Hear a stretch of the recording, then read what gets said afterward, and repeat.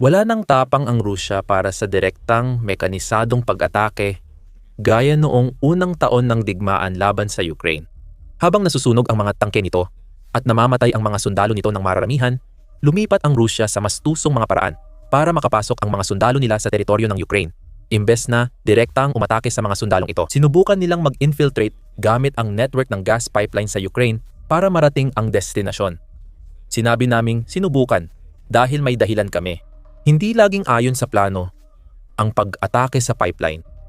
Ganoon ang nangyari sa Kupiansk, kung saan pumalpak ang lihim na pag-atake ng Russia sa pipeline. Walang tinakbuhan ang mga sundalong Russian nang madiskubre sila ng Ukraine at naging brutal ang ginawa ng Ukraine.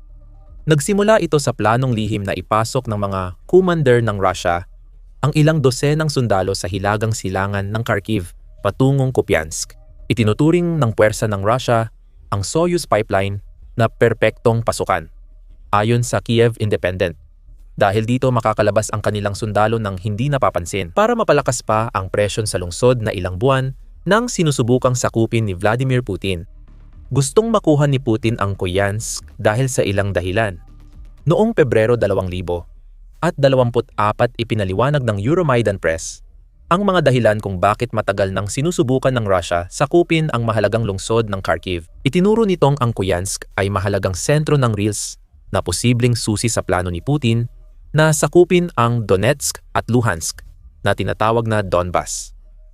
Kung pamilyar kayo sa mga rehiyong ito ang dahilan. Ayon kay Putin, kailangang ibigay ng Ukraine ang Donetsk at Luhansk sa Russia para magkaroon ng tsansang makipagkasundo sa kapayapaan.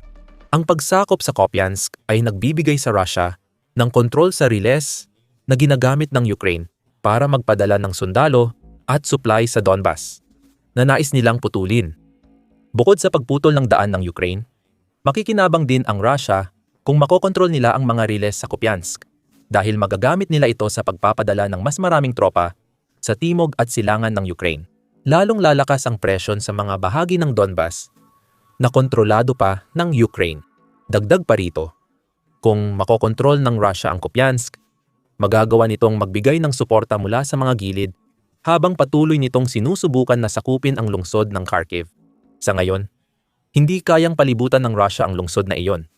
Kaya nagagawa ng Ukraine na ipagtanggol ito ng maayos.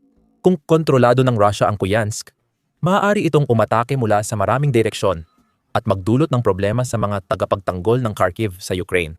Kupiansk ay malinaw na mahalaga sa estratehiya. May simbolismo rin ito. Sa pagtatangka ni Putin sakupin ang lungsod sa 2025, naglabas ang Russia ng pahayag na nakuha na ng kanilang sundalo ang Kupiansk. Mismong si Pangulong Volodymyr Zelensky ng Ukraine ang bumisita sa lungsod na nasa gitna ng labanan upang patunayang hindi pa ito bumagsak. Binati ni Zelensky ang mga sundalong Ukrainian sa matagumpay na kontra-opensiba laban sa Russia at nag-record siya ng video sa loob ng lungsod. Ginamit ni Zelensky ang video para magpadala ng mensahe kay Putin at sa naniniwala sa kasinungalingan niya tungkol sa mga sinakop ng Russia. Sinungaling si Putin sa pagsabing nasakop na ng Russia ang lungsod. Pumunta ako sa Kupiansk para patunayan ito. Ayon sa ulat ng Atlantic Council, sabi ni Zelensky, kailangang ilantad ang kasinungalingan ng Russia dahil katotohanan ang nagbabalik ng katarungan. Ayon kay Zelensky, maaari kang matuto pa tungkol sa video na ito at kung ano ang ibig sabihin nito sa mas malawak na usapin ng negosasyon para sa kapayapaan sa aming video na tumatalakay sa insidente. Gayunpaman, ang pagbanggit na iyon ng negosasyon ay nagpapakita ng simbolikong kahalagahan na hawak ng Kupiansk para kay Putin. Gustong gamitin ng leader ng Rusya ang lungsod para magmukhang mas malaki ang tagumpay ng Rusya sa labanan kaysa sa totoong nangyayari. At ang dahilan ng pagpapalaki ng mga tagumpay na ito ay iyon. Sinusubukan ni Putin na gamitin ang pag-usad ng Rusya sa Ukraine bilang panangga sa mga usapang pangkapayapaan. Gustong ipakita ng leader ng Rusya kay Pangulong Donald Trump ng United States ang di umano'y pagbagsak ng Kupiansk. Sabay sabing, isa na namang lungsod ng Ukraine ang bumagsak at malapit nang masakop ng Rusya ang Donbas sa puwersa. Pinipilit ang Ukraine na isuko ang rehiyon dahil kontrolado na ng Rusya ang tren na mahalaga sa lohistika ng Donbas. Patuloy na pinabubulaanan ng Ukraine ang mga kasinungalingan na tulad nito. Pero ang posibleng epekto ng mga kasinungalingan na iyon ay ginagawang kasing halaga ng Kupiansk kay Putin bilang panangga sa negosasyong pangkapayapaan. Gaya ng halaga nito sa anumang estratehikong benepisyo na iniaalok ng lungsod. Ang totoo, malayo pa ang Kupiansk sa pagiging isang bumagsak na lungsod. Bumalik tayo sa tangka ng Russia na gamitin ang pipeline. Matapos mabisto ang kasinungalingan, pinilit nila Putin at kasabwat gamitin ang gas pipeline. Nabanggit na natin na magdala ng mga tropa sa loob ng saklaw ng pag-atake sa lungsod na inangkin ng Russia noong Disyembre. Naobserbahan ng ikapito, Rapid Response Corps ng Ukraine ang plano ng Russia noong Enero 5 at ipinaliwanag ito ng buo. Layunin ng Russia na gamitin ang isang pipeline na may labasan sa bandang hilaga ng pamayanan ng Novoplatonivka, isang baryo na matatagpuan lamang 5 kilometro o mga 3 tuldok 1 milya mula sa isang maliit na bayan na tinatawag na Borova. Hindi talaga malapit ang bayang iyon sa Kupiansk dahil nasa 35 kilometro o 21 milya ito sa timog ng lungsod na target ng mga puwersa ni Putin.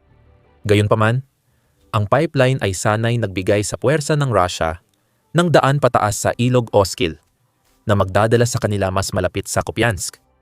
Nagulat ang United 24 Media na tila naghahanda ang Russia sa pag-atake laban sa Ukraine matapos tangkaing lusutan ang pipeline. Gustong palihim ipasok ng mga tropa ang hilaga ng Novoplatonivka. Kung magtagumpay ang pag-atake, mabibigyan ng pagkakataon ang Russia na sumulong papuntang Novokrulakivka at Zarazova, parehong nasa direksyong Kupiansk. Komplikado ang planong ito at para magtagumpay ang pag-atake, kailangan ng Russia magpadala ng maraming sundalo sa Soyuz pipeline. Ayon sa United 24 Media, tinatayang 50 sundalong Ruso ang nagtangkang dumaan sa pipeline, sabi ng mga opisyal ng Ukraine. Mas marami sanang sumunod kung nagtagumpay ang unang 50 sundalo sa pag-ayos ng Soyuz pipeline papuntang Kupiansk. Doon nagkamali ang Russia nang subukan nilang itatag ang ruta. Di alam ng sundalo ni Putin. Alam ng Ukraine ang galaw ng sumasalakay. Iniulat ng United 24 Media na maagap na natukoy ng Ukraine ang lihim na kilos ng Russia, kaya nagkaroon sila ng oras para magsagawa ng magkakaugnay na kontra-atake kasama ang ilang unit. Isa sa mga unit na iyon ay ang ika-77 Air Mobile Brigade na kinabibilangan ng mga airborne troops ng Ukraine na siyang tuluyang sumupil sa tangkang pagsalakay. Matindi ang epekto ng kontra-atake ng Ukraine. Habang sinusubukang makalusot ng mga puwersa ng Russia sa madilim at basang gas pipeline, binomba sila ng opensiba ng Ukraine. Ayon sa Kiev Independent, hindi bababa sa 40 sundalong Ruso ang napatay sa pag-atake. Ayon sa ika-7 Corps, anumang pag-asa ni Putin na magsimula ng panibagong opensiba sa direksyon ng Kupiansk ay nawasak na sa isang iglap.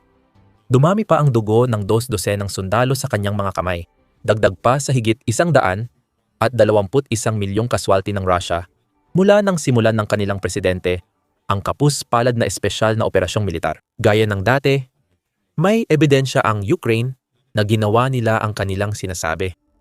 Sa Telegram post, inanunsyo ng ika-7 Corps ang pagkawasak ng mga sundalong Ruso sa Soyuz pipeline at nagbahagi ng video kung paano pinagsama ng puwersa ng Ukraine ang atake sa lupa at himpapawid laban sa mga Ruso.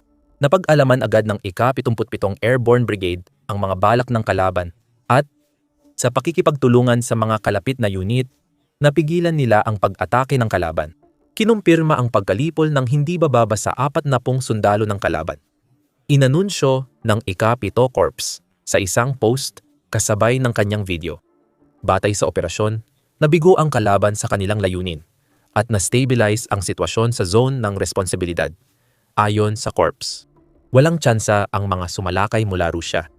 Paano sila magkakaroon ng pagkakataon kung nakakulong sila sa pipeline na walang tanaw o abiso at walang paraan para malaman na alam ng Ukraine ang lokasyon nila nang bumagsak ang mga bomba? Ang tanging nagawa ng mga sundalo ng Rusya ay magpanik at subukang tumakas, gumagapang sa ibabaw ng mga katawan ng kanilang mga kasamahan. Sa proseso, kakaunti lang ang nakaligtas. Ang Soyuz pipeline ay naging libingan ng mga nabigong sumalakay at tuparin ang kanilang misyon. Hindi pa rin sumusuko ang Rusya sa mga ambisyon nito sa Kupiansk. Sa kabila ng pagbagsak ng kanilang pagsalakay sa pipeline, patuloy pa rin ang Rusya sa paglulunsad ng mga pag-atake patungo sa lungsod na sinasabi nilang hawak nila. Kumpirmado ng ika-7 Corps na ang kalaban ay patuloy na gumagalaw sa maliliit na grupo at tinatangkang makalusot sa mga posisyon. Laging binabantayan at agad pinipigilan ng depensa ang kilos ng mga mananakop. Ito ay alinsunod sa mga pagsisikap ni Putin na ipalaganap ang kanyang kwento ng hindi maiiwasang tagumpay ng Russia. Ang pagsalakay sa pipeline ng Kupiansk ay bahagi lang ng mas malawak na pagsisikap ng Russia nitong mga buwan para ipakita ang kanilang kalamangan sa bilang. Noong Disyembre 13 sa Ukraine, iniulat ng Kiev Independent na sinabi ni Commander-in-Chief Oleksandr Syrsky na nagpadala ang Russia ng dagdag na reserba sa Donetsk para panatilihin ang presyon sa Pokrovsk at Minarad. Tumutugon dito ang Ukraine sa tumitinding pag-atake ayon kay Syrsky. May mga hakbang na natukoy para palakasin ang depensa, kabilang ang pagpapatatag ng operasyon ng mga pangunahing ruta ng lohistika, pinalakas ang firepower, inayos ang koordinasyon ng mga unit, at tiniyak ang pangangailangan ng tropa, ayon kay Syrsky noong Disyembre. Mahalaga ang pagdami ng puwersa sa Donetsk dahil nabanggit sa video ang kalapitan ng Kupiansk sa oblast na gustong sakupin ni Putin. Lahat ng ito ay tungkol sa pagpapabilis ng pagsakop sa teritoryo upang lumikha ng ilusyon ng hindi maiiwasang tagumpay ng Russia, katulad ng maling pahayag tungkol sa pagbagsak ng Kupiansk. Mas mabilis ngayon makakuha ng teritoryo ang Russia kaysa noong 2024. Ayon sa ulat ng The New Voice of Ukraine noong Enero 1, ipinapakita ng datos mula sa Institute for the Study of War or Institute for the Study of War na nagawang masakop ng Russia ang 8 ng Ukraine noong 2025. Naabot nila ito sa pag-abante ng 132 kilobal or 51 Mi2 kada araw. Mas mabilis ito kaysa noong 2024 at 87 kilometro kwadrado o 38 milya kwadrado kada araw ayon sa Institute for the Study of War. Madali lang ang problema ni Putin. Hindi ibig sabihin na marami silang sundalo ay marunong na agad ang Russia gumamit ng mga ito. Ayon sa bagong tinig ng Ukraine, ang mga tagumpay noong 2025 ay binayaran ng dugo ng 416,500 at 70 sundalo. Nawalan ang Russia ng 78 sundalo kada kilometro kwadrado na nasakop ngayong taon. Habang pinaigting ni Putin ang pag-atake sa Kupiansk, Pokrovsk at Mirnarad sa 2026, malamang na mas mabigat pa ang magiging pagkalugi ng Russia, lalo na kapag nakita ng Ukraine ang pagdating ng kanilang mga tropa. 40 sa mga sundalo ni Putin ang ngayon ay patay na sa isang pipeline kung saan wala silang kahit anong posibleng takas. Nang malaman ng Ukraine ang plano ng mga sundalong iyon, nadagdag ang 40 sundalo sa mga nasawi dahil sa malupit na pananakop ni Putin.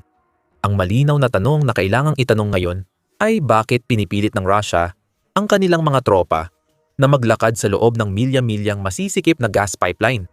Oo, nagbibigay ang mga pipeline na ito ng posibleng lihim na ruta papunta sa mga estratehikong mahalagang lokasyon.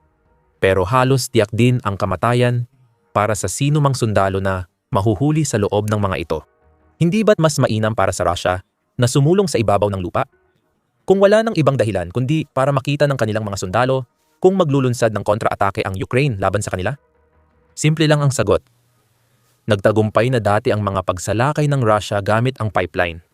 Ginamit ng Russia ang lumang gas pipeline para malusutan ang depensa ng Ukraine at mga banta ng modernong digmaan. Layunin nitong maiwasan na matukoy ng mga drone, artilleriya, at iba pang strike system. Ayon sa Kiev Independent kaugnay ng kabiguang pipeline ng Russia sa Kupiansk. Minsan naging epektibo para sa Russia ang pagpuwersa ng sundalo sa masisikip na kondisyon.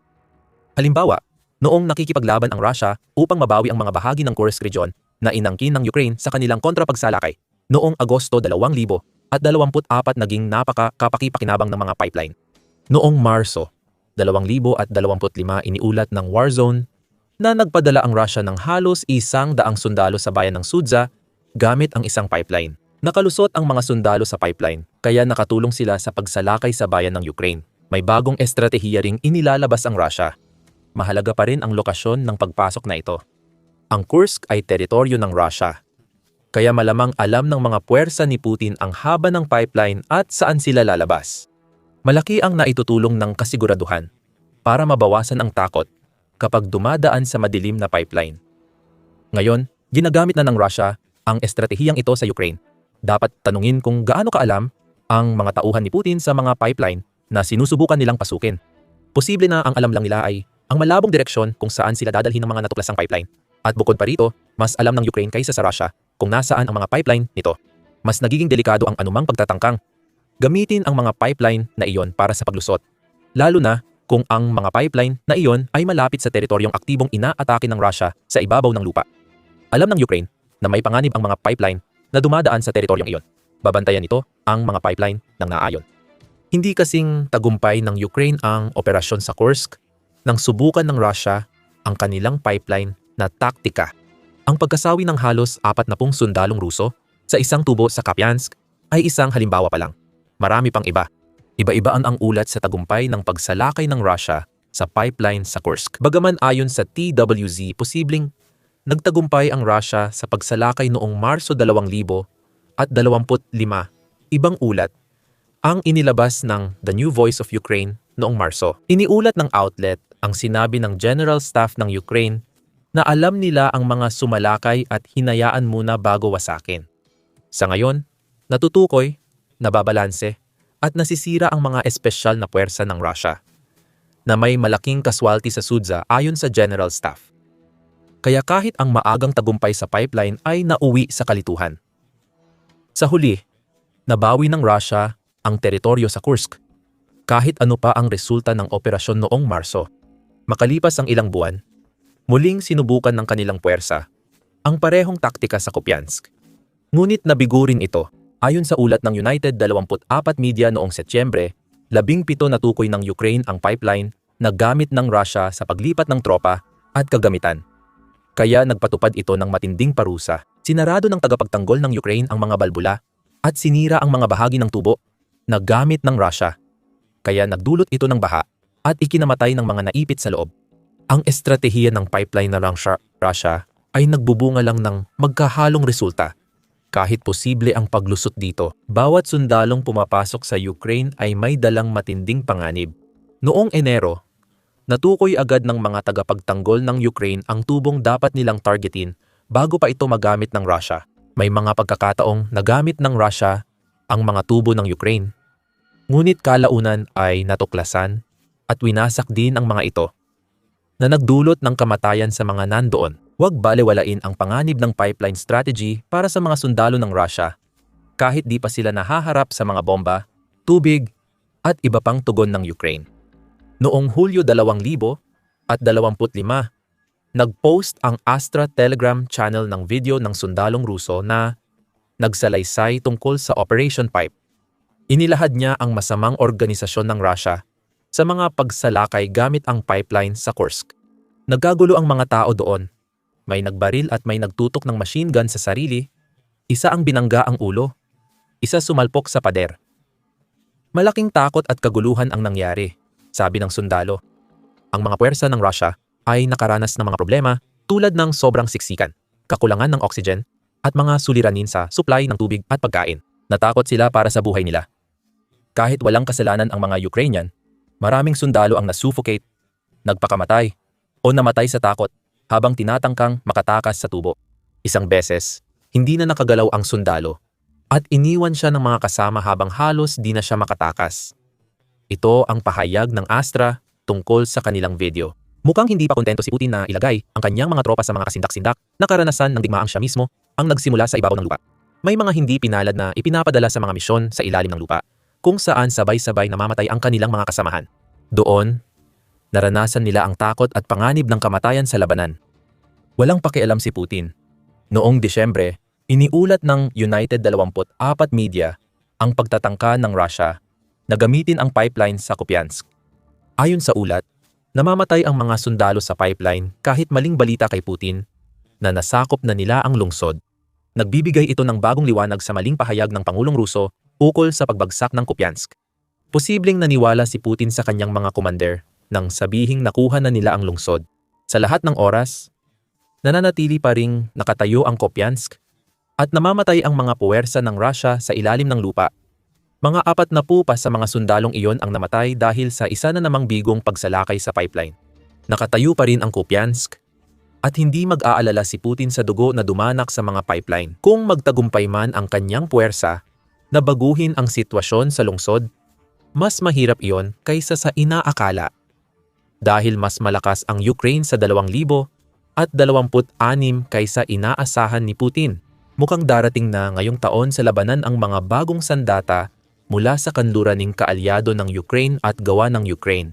Alamin kung ano ang mga sandatang iyon at bakit maaaring magdulot ang mga ito ng kapahamakan kay Putin sa aming video. Kung nagustuhan mo ang video, mag-subscribe sa The Military Show para sa updates sa Kupiansk. Salamat sa panonood.